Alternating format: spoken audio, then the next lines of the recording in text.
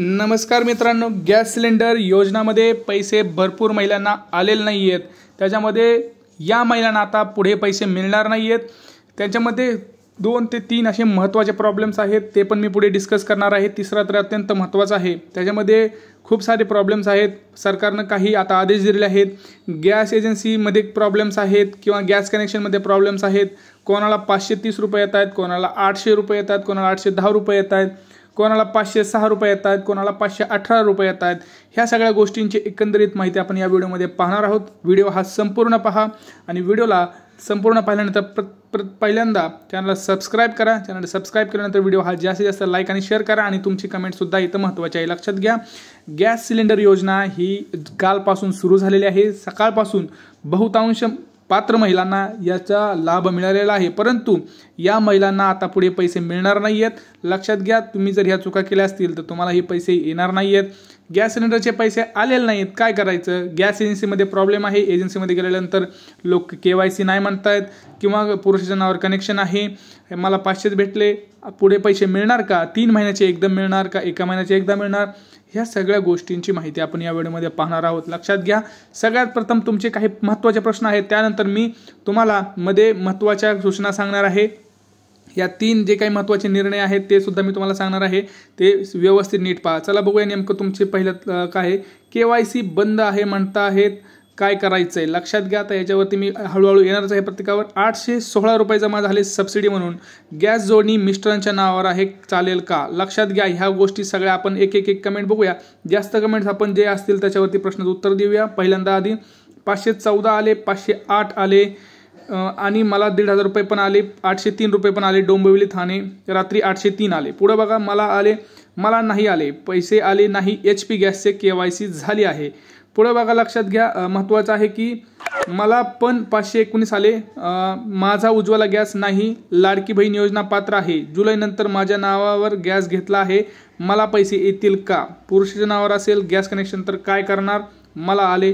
पुढे बघा, याच्यामध्ये मुख्यमंत्री साहेब तर म्हणतात की पुरुषाच्या नावाने गॅस कनेक्शन असेल तर लाभ मिळेल. कसे पैसे मिळणार? गॅस एजन्सीवाले म्हणतात की KYC आता बंद आहे, तर काय करावे? काल शाम को 500 रुपये उज्ज्वला कनेक्शन में आ गए. सर, माझे रेशन कार्ड नवीन आहे, जूनपासून काढायला दिलं आहे, अजून आलेलं नाही. लक्षात घ्या, या सगळ्या प्रश्नांची उत्तरं मी इथं देणार आहे.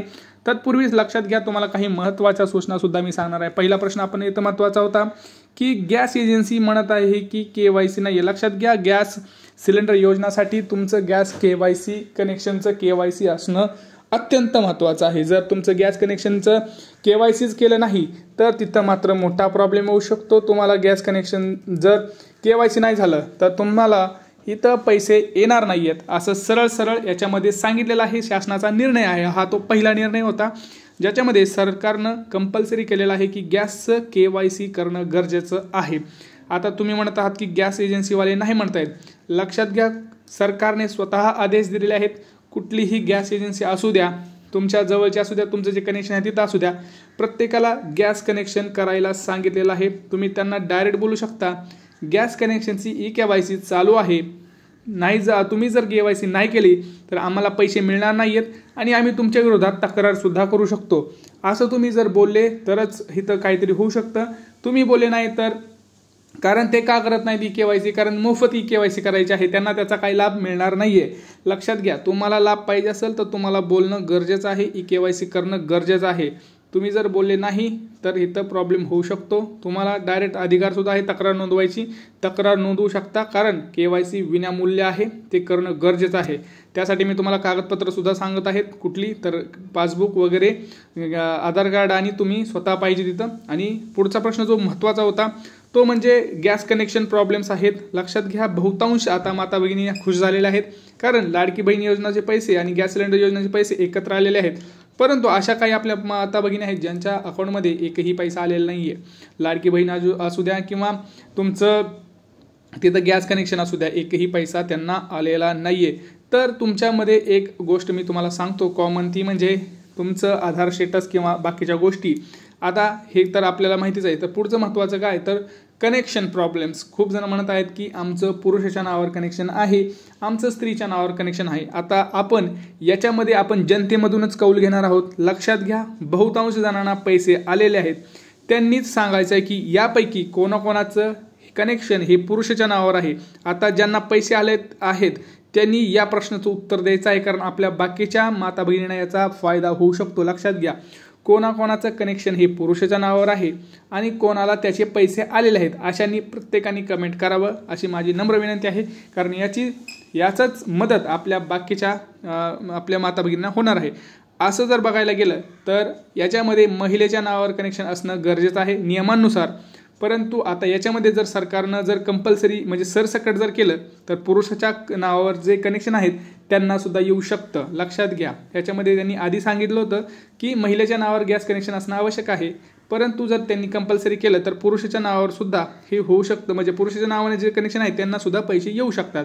आता काही जण म्हणतात की पुरुषाच्या नावाचं स्त्रीच्या नावावर होऊ शकत नाही, असं नाही मित्रांनो। स्त्रीच्या आपल्या कुटुंबातली कुठल्याही व्यक्तीच्या नावावर ट्रान्सफर करता येतं कनेक्शन, स्त्री नवरा बायकोच्या नावावरती कनेक्शन ट्रान्सफर करू शकतो, हे तुम्हालाही माहीत असणं गरजेचं आहे। नसेल तर तुम्ही गुगल सर्च करा किंवा माहिती घ्या, ही माहिती खरीच आहे।